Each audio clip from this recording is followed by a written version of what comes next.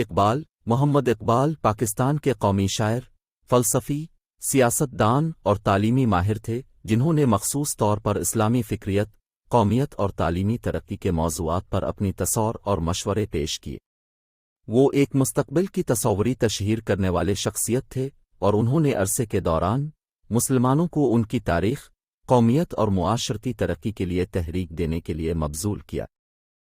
اقبال کا پیدائشی تاریخ 9 نومبر 1877 کو سیالکوٹ، برطانوی بھارت اب پاکستان میں ہوا تھا اور ان کی وفات 21 اپریل 1938 کو لاہور، برطانوی بھارت اب پاکستان میں ہوئی۔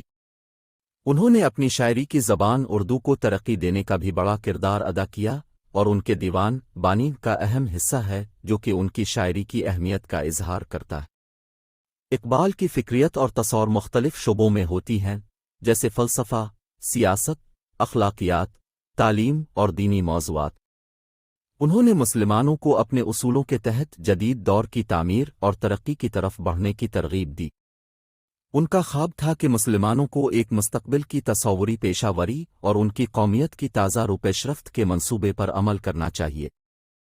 انہوں نے قومی تعلیمی نظام کی اہمیت کو بھی اقرار دیا اور ان کا خیال تھا کہ تعلیمی ادارے ایسے افراد کی تخلیق کریں جو سماج کو منظمیت، علم، اخلاقی قواعد اور پیشہ وری تسلیم کرنے کا ذہانت رکھتے ہیں۔ اقبال کو معاشی ترقی اور دینی موضوعات کے حوالے سے بھی شعبوں میں شہرت حاصل ہے اور انہوں نے اسلامی جمہوریہ پاکستان کی تخلیق کے خوابوں کا حمایتی کردار ادا کیا۔ ان کی فکریت اور تصورات نے پاکستان کی تشکیل کے منصوبے کو روشن کیا اور ملک کے قائدین کو رہنمائی فراہم کی۔